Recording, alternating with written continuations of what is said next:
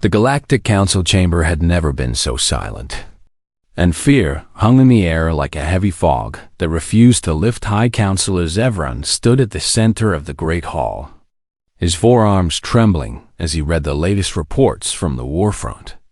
And every word brought more despair to his heart. 12 star systems had fallen in 3 months, and the Dominion showed no signs of stopping their brutal advance across the galaxy. "We have lost contact with the Peleron homeworld," announced the communications officer. Her voice breaking as she delivered the news. Zevran closed his eyes and let out a long breath, knowing that billions of lives had just been erased from existence, and there was nothing he could do to save them. The Council represented over 200 species, but none of them possessed the military strength to stand against the Dominion war machine Archon. Kethra had built his empire on conquest and destruction, and he viewed the Council as nothing more than weak prey waiting to be devoured. "What options do we have left?" asked Counselor Siron, her scales shifting colors with anxiety as she looked around the chamber. No one answered because everyone knew the truth. And the truth was that they were running out of time, and hope. Zevran turned to the ancient archives displayed on the wall behind him, scrolling through records that dated back 10,000 years. "There is one possibility," he said quietly. Almost afraid to speak the words out loud, the other counselors leaned forward, desperate for any glimmer of hope in this darkest hour. "The humans," Zevran continued. And the chamber erupted in whispers and gasps of disbelief. "The humans are myths," shouted Counselor Vethrak, slamming his fist against his desk with frustration. "They are stories we tell our children to help them sleep at night. Nothing more than ancient fairy tales." Zevran raised his hand for silence and pulled up the oldest records in the archive. Documents that had survived the collapse of 3 civilizations 10,000 years ago. During the first Shadow War, a species called humans fought alongside our ancestors, he explained. They came from a small planet in an uncharted region of space, and they helped save the galaxy from destruction. And then they vanished, added historian Yelvan, stepping forward from the back of the chamber. The records say they retreated to their home system to rebuild and heal from the war, promising to return if the galaxy ever needed them again. Counselor Siron shook her head in disbelief, unable to accept what she was hearing. "You want us to base our survival on legends?" she demanded. "On stories that are older than most of our civilizations." "I want us to try everything before we accept annihilation," Zevran replied firmly. "If there is even the smallest chance that humans are real, we must reach out to them."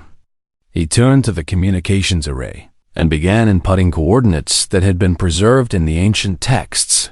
"These are the last known coordinates of the human home system," he said. "I am sending a message into the void, and I am asking for help." The transmission went out into the darkness of space, carrying the desperate plea of a dying galaxy. Minutes passed in tense silence, and many counselors began to lose hope, believing that they had just wasted precious time on a foolish dream. Then, the communication console lit up with an incoming signal, and everyone in the chamber stopped breathing. "This is Ambassador Lavra Mitchell of the United Earth Government," a calm female voice announced through the speakers. "We have received your transmission, High Counselor Zevran, and we are responding." The chamber exploded in chaos as counselors shouted in shock and disbelief, unable to process what they were hearing. "Humans are real," someone screamed. "The myths are true." Zevran felt his legs weaken beneath him, and he had to grip the podium to keep himself standing. "Ambassador Mitchell," he managed to say, his voice shaking with emotion, "we thought your kind was lost to history. We thought you were only legends." There was a brief pause before the ambassador responded, and her words carried a weight that silenced every soul in the chamber. "We are not legends, High Counselor. We are humanity, and we never forgot our promise to the galaxy." Another voice joined the transmission, deeper and more commanding in tone. "This is Commander Daniel Harris of the Earth Defense Force. the man said. "We have been monitoring the Dominion's advance for several weeks now, and we have already mobilized our fleet." Zevran could hardly believe what he was hearing, and tears began to form in his ancient eyes. "You knew about the invasion?" he asked. "Why did you not contact us sooner?" "Because we wanted to be sure before we revealed ourselves," Commander Harris explained. "Humanity has been preparing for this moment for 10,000 years, and we did not want to return until we were ready to fulfill our promise." Ambassador Mitchell's voice returned, softer now but filled with determination. "High Counselor, humanity requests permission to enter Council space and engage the Dominion forces. We are asking to join this fight as your allies, just as we did in the ancient times." Zevran looked around at the other counselors, seeing hope return to faces that had been filled with despair just moments ago. "Permission granted," he said without hesitation. "And may the stars bless your arrival.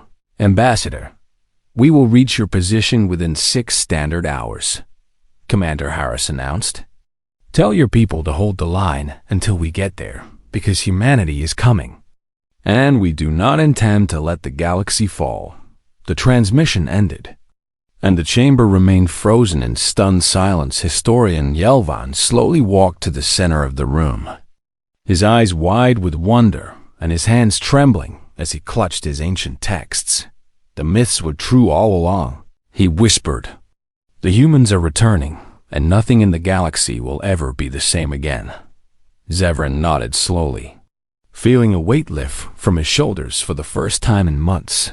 "Send word to all Council forces," he commanded. "Tell them that hope is coming. Tell them that the legends are marching to war, and somewhere in the darkness of space, 200 human warships accelerated toward Council territory, ready to remind the galaxy why humanity had become legend in the first place." The border station of Kethmire was the closest outpost to uncharted space, and today it would witness something that had not happened in 10,000 years. Station Commander Yorth stood at the observation window, his 3 eyes scanning the emptiness beyond the stars, waiting for something he still was not sure he believed in. "Sir, we are detecting multiple hyperspace signatures approaching from Sector 7, his sensor officer reported. "The energy readings are unlike anything in our database." Yorth felt his heart pound faster as he watched the darkness of space begin to ripple and distort. Then the first ship emerged, and Yorth had to grab the railing to keep himself from falling backward in shock. The vessel was massive, easily 3 times larger than any Council warship, and its hull gleamed with a silver surface that reflected the light of distant stars. 2 more ships followed, then 5 more, then 20 more, until the space before the station was filled with an armada that seemed to have no end. "By the Ancient Ones," Yoreth whispered, unable to tear his eyes away from the sight before him. The ships were beautiful and terrifying at the same time, designed with smooth curves and sharp angles that spoke of both elegance and deadly purpose. "This is Captain Nathan Cole of the human battleship Endeavor," a voice announced through the station's communication system. "We are requesting permission to dock and meet with your commanding officer." Yoreth's hands were shaking so badly that he could barely press the response button. "Permission granted." "Captain Cole," he managed to say, "welcome to Kethmire." An hour later, Yoreth stood in the station's main hangar as a shuttle from the Endeavor touched down on the landing pad. The doors opened, and for the first time in his life, Yoreth saw a living human being step out into the light. Captain Nathan Cole was tall and broad-shouldered, with short dark hair and eyes that seemed to take in everything around him in a single glance.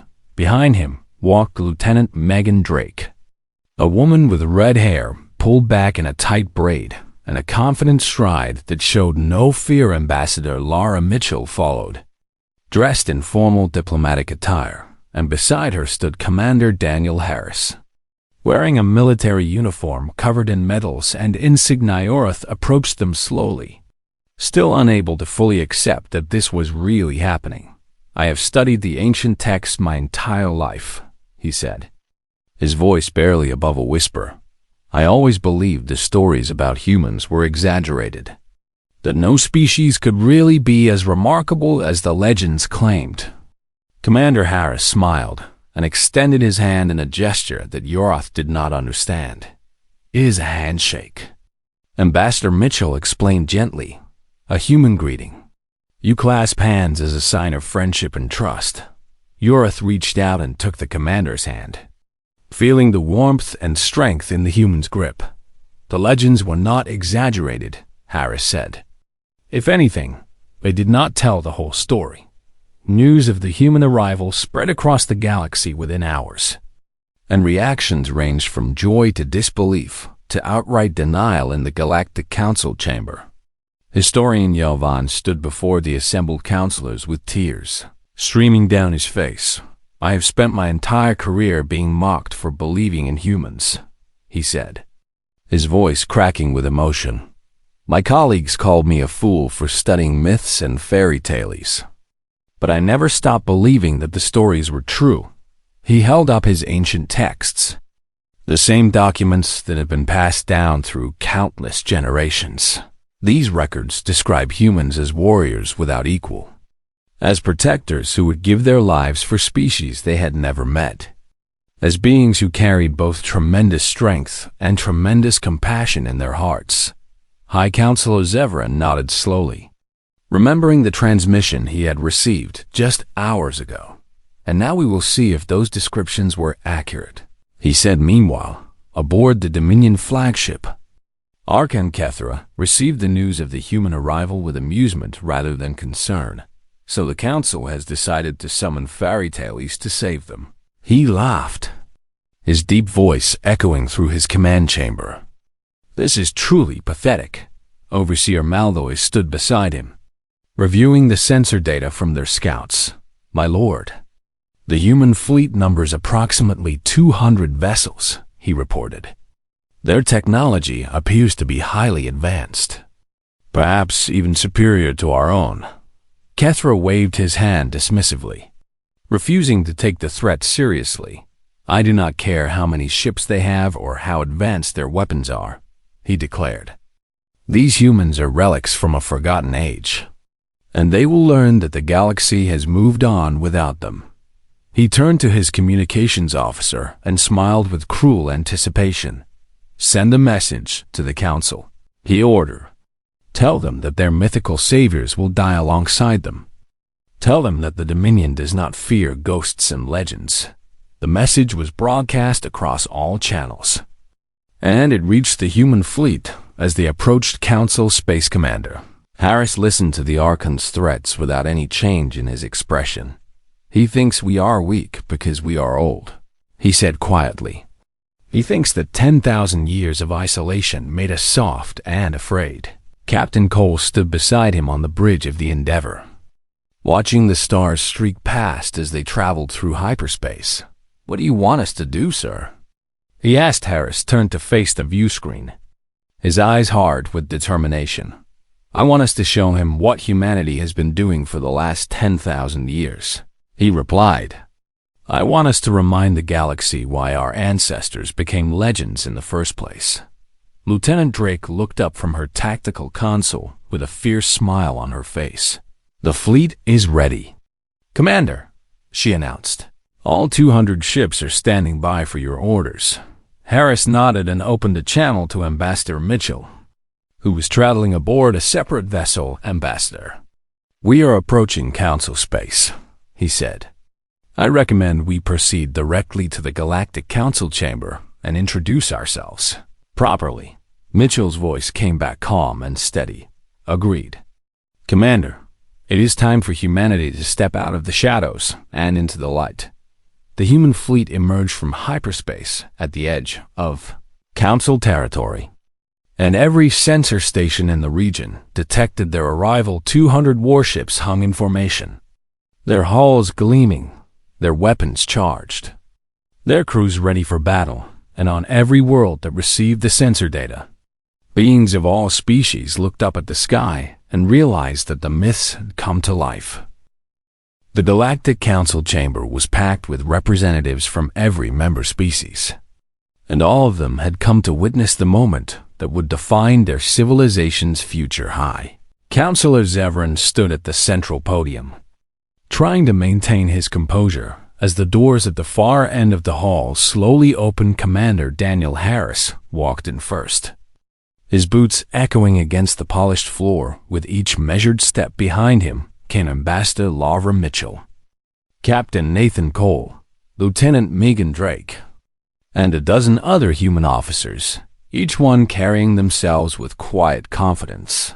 The chamber fell completely silent as the humans made their way to the speaking platform, and thousands of alien eyes followed their every movement. Harris stopped at the podium and looked out at the assembled counselors, taking a moment to meet as many eyes as possible before he spoke. 10,000 years ago, humanity made a promise to this galaxy, he began, his voice strong and clear. We swore that if darkness ever threatened the stars again, we would return to stand beside you. He paused and let his words sink in before continuing. Many of you believed we were myths, stories invented to give hope during desperate times, and I do not blame you for doubting our existence. Councillor Siron shifted uncomfortably in her seat, remembering how she had mocked the idea of humans just days ago. But we are real, Harris continued. We are flesh and blood, just like you, and we have come to honor the oath our ancestors made. He gestured to Ambassador Mitchell, who stepped forward and activated a holographic display. During our 10,000 years of isolation, humanity did not simply hide and wait, Mitchell explained. We rebuilt our civilization, we advanced our technology, and we trained our military for the day when we might be needed again. The display showed images of human cities, factories, shipyards, and training facilities, all of them vast and impressive beyond anything the Council had ever seen. We never forgot our promise, Mitchell said. Every generation passed down the stories of the First Shadow War, and every generation prepared themselves to answer the call if it ever came. Councillor Siren raised her hand and stood up, her expression skeptical despite the evidence before her eyes. Forgive me, Ambassador, but words and images are easy to produce, she said. How do we know that you actually possess the strength to fight the Dominion?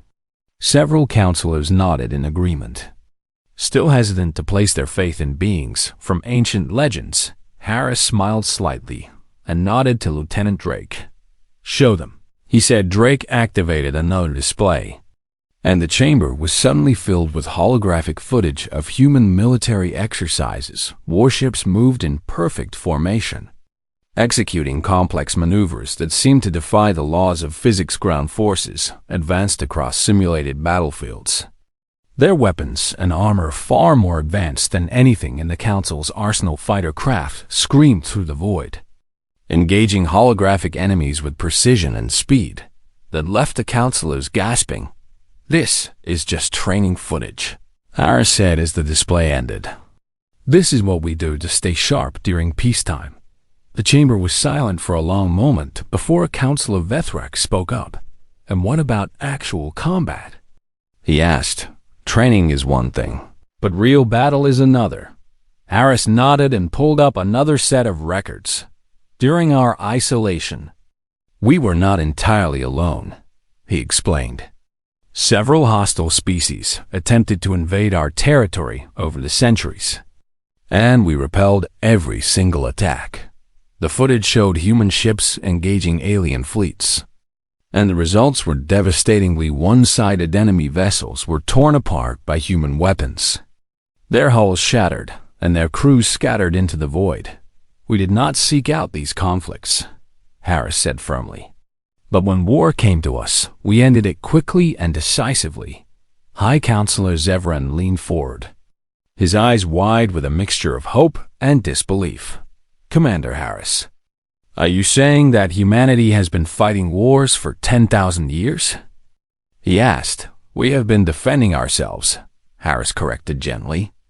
There is a difference, He turned to face the entire council, his expression growing more serious. The Dominion believes they are the greatest military power in the galaxy. And perhaps they were until today, but they have never faced humanity in battle. And they have no idea what they are about to encounter. At that moment, a communication alert sounded throughout the chamber. High Counselor, we are receiving a transmission from the Dominion flagship. An officer announced. Deveran nodded permission, and the image of Archon Kethra appeared on the main display. The Dominion warlord looked at the humans with contempt in his eyes. So these are the legendary humans, he sneered. They look no different from any other weak species I have conquered. Harris stepped forward and met the Archon's gaze without flinching. Archon Kethra, I am Commander Daniel Harris of the Earth Defense Force, he said calmly.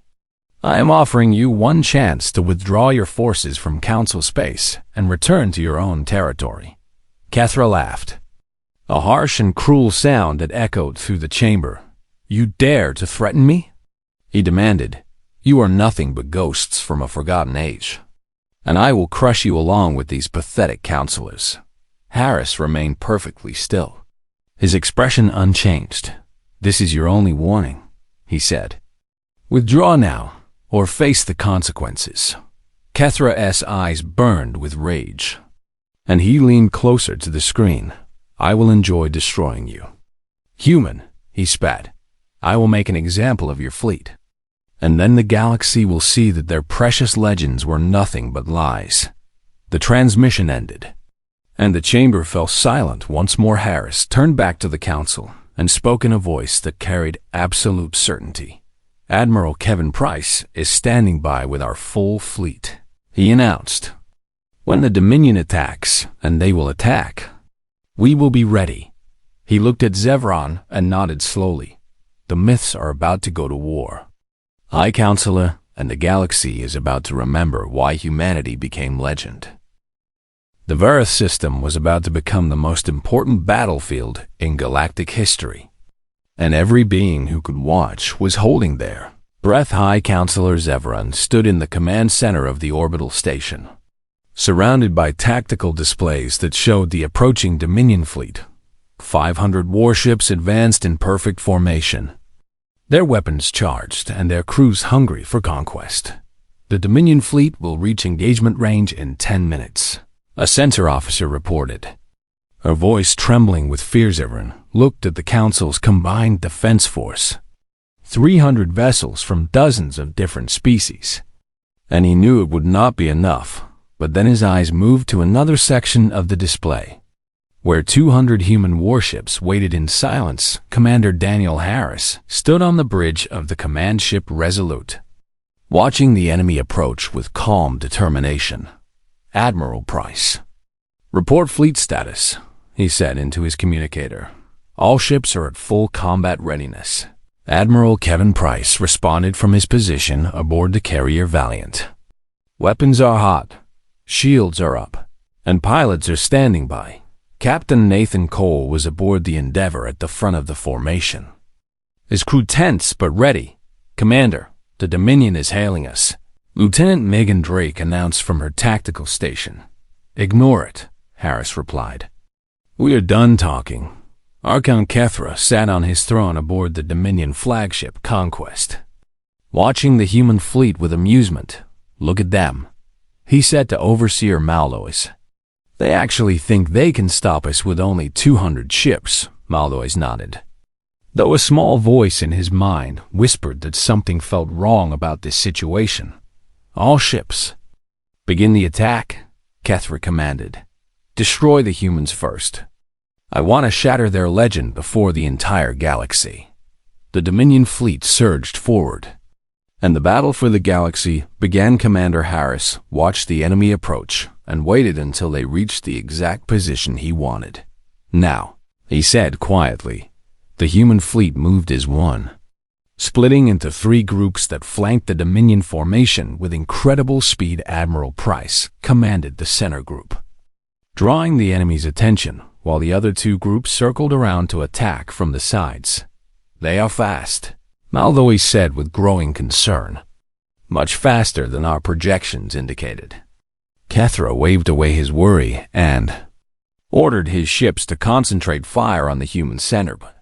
The humans were not where the Dominion expected them to be. Captain Cole led the Endeavor through a gap in the enemy formation, his ship weaving between Dominion vessels with impossible agility.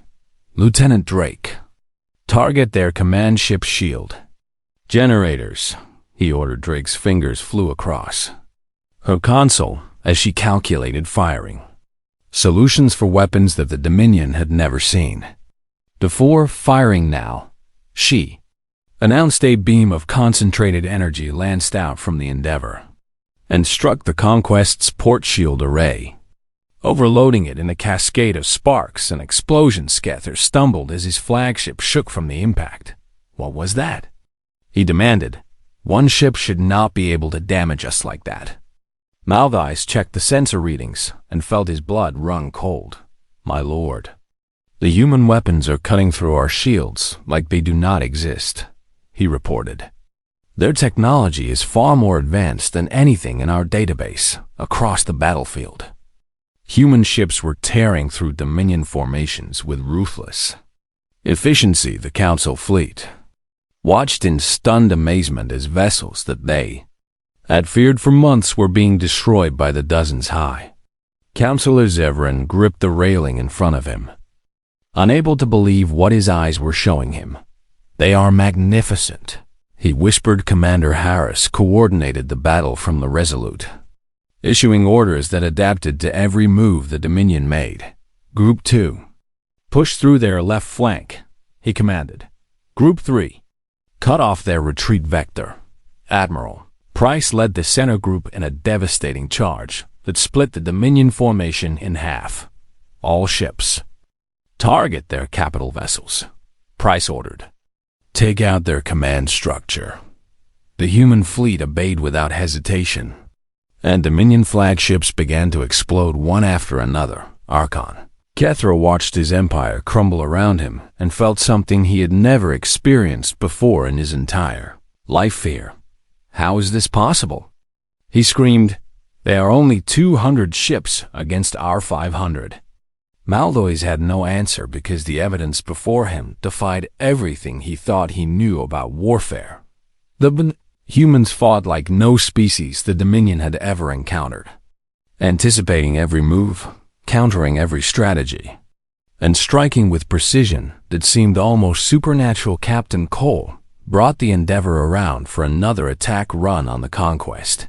Their shields are down to 40%. Drake reported. One more pass should finish them.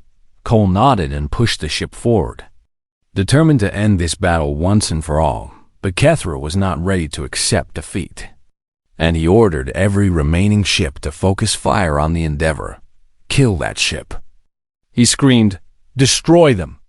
A wall of energy blasts converged on Cole's vessel, and for a moment it seemed like the Endeavor would be overwhelmed. Then Admiral Price brought the Valiant and 12 other human ships into the line of fire. Absorbing the attack meant for their comrade, Cole. Finish the mission, Price said calmly as his ship shuddered under the assault. We have got you covered. Cole did not hesitate, pushing the Endeavor forward until he was directly above the Conquest. Fire everything, he ordered. The Endeavor unleashed its full arsenal, and the Dominion flagship's remaining shields collapsed under the onslaught. Kethra felt his ship dying around him and knew that his empire had just ended. This is impossible, he whispered as emergency alarms screamed throughout the bridge. They were supposed to be myths. Commander Harris watched the Conquest go dark on his tactical display and opened a channel to all human ships. The flagship is disabled, he announced. Continue engaging remaining Dominion forces until they surrender or withdraw. The battle lasted another 2 hours, but the outcome was never in doubt. By the time the last Dominion ship fled into hyperspace, the human fleet had proven beyond any question that the legends were true. And across the galaxy, beings of every species watched the recordings of the battle and realized that everything had changed. The silence that followed the battle was heavier than any sound could have been, and the galaxy seemed to hold its breath as it processed what had just happened. The Dominion fleet was shattered, reduced from 500 warships to fewer than 100 fleeing survivors. Archon Kethra had been captured aboard his crippled flagship, his empire destroyed in a single day by beings he had dismissed as fairy tales. High Counselor Zevran stood in the council chamber once more, but this time the atmosphere was completely different. Where there had been fear and despair, now there was hope and wonder, and a sense of witnessing history being written. Commander Daniel Harris walked to the central podium, his uniform still showing signs of the battle, and faced the assembled representatives. The Dominion threat has been neutralized, he announced. Their fleet is broken, their leader is in custody, and their remaining forces are retreating to their home territory. The chamber erupted in cheers and applause. Species that had been enemies for centuries, embracing each other in relief and joy. But Harris raised his hand for silence, his expression remaining serious. This victory did not come without cost, he said quietly. 40 human ships were destroyed in the battle, and over 12,000 of our people gave their lives today. The chamber fell silent again, the celebration tempered by the weight of sacrifice. They died protecting species that thought we were myths. Harris continued. They died honoring a promise that was made 10,000 years before any of them were born. High Counselor Zevran stepped forward, his eyes filled with tears and his voice thick with emotion. Commander Harris, I do not have words adequate to express what the Council owes to humanity, he said. You came to save us when we did not even believe you existed, and you paid for that salvation with your own blood.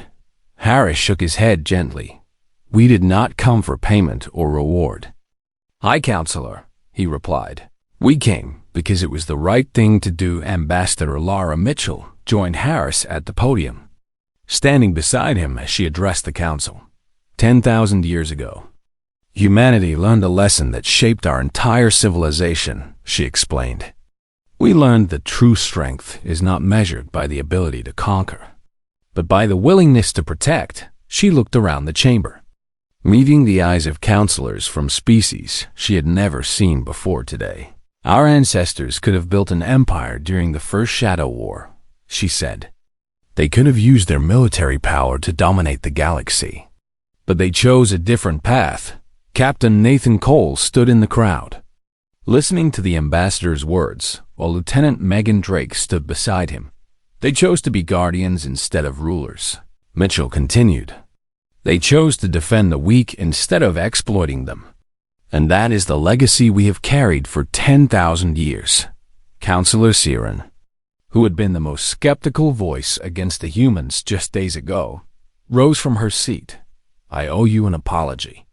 Ambassador, she said, her voice humble and sincere. I called your people myths and fairy tales. I mocked the idea that you could save us. And I was wrong. Mitchell smiled warmly and shook her head. You were being cautious. Counselor, and there is no shame in that, she replied. Belief should be earned, not demanded. Historian Yelvan stepped forward, clutching his ancient texts to his chest like precious treasures. I have spent my entire life studying the legends of humanity, he said, his voice wavering with emotion. But nothing in those legends prepared me for the reality of who you truly are. He turned to face the council, speaking with a passion that silenced every other voice in the chamber. The ancient texts describe humans as warriors, as fighters without equal, that they fail to capture the most important truth about humanity, he declared. Humans do not fight because they love war. They fight because they love peace.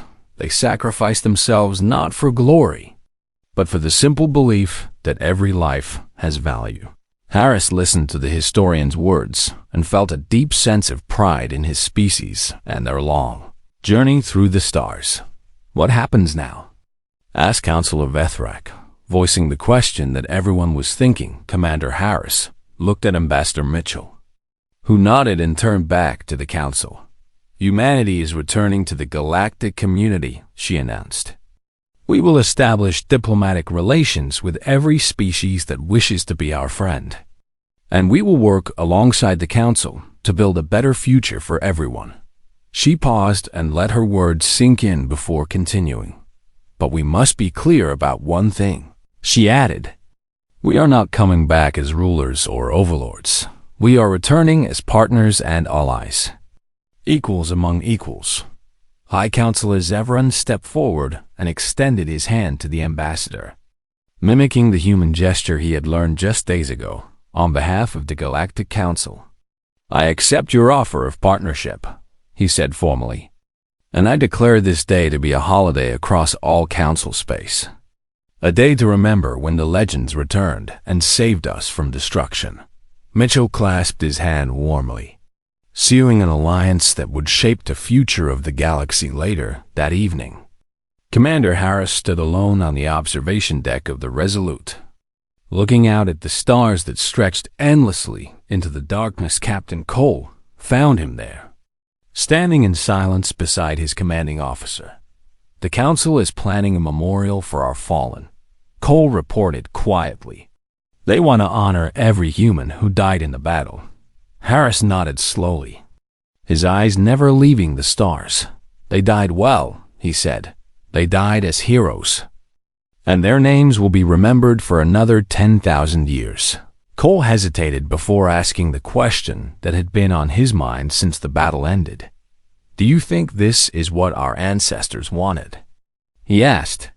"Do you think they would be proud of what we did today?" Harris turned to look at his captain, and for the first time since the crisis began, he allowed himself to smile. "I think they would be proud that we kept our promise," he replied. "I think they would be proud that humanity chose to be guardians when we could have been conquerors."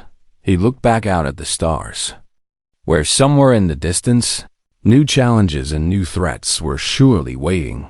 "The galaxy thought we were myths," he said quietly.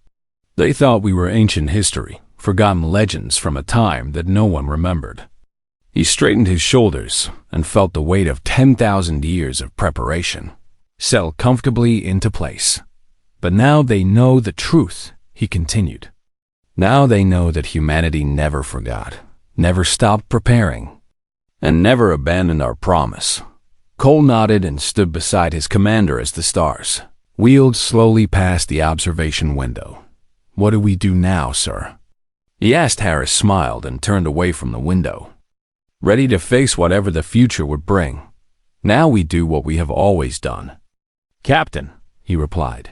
"We watch, we wait, and we protect. Because that is what humanity does, and that is what we will always do." And somewhere in the galaxy, beings of every species looked up at their skies and felt something they had not felt in a very long time. They felt safe, knowing that the legends were real and that humanity was watching over them once again.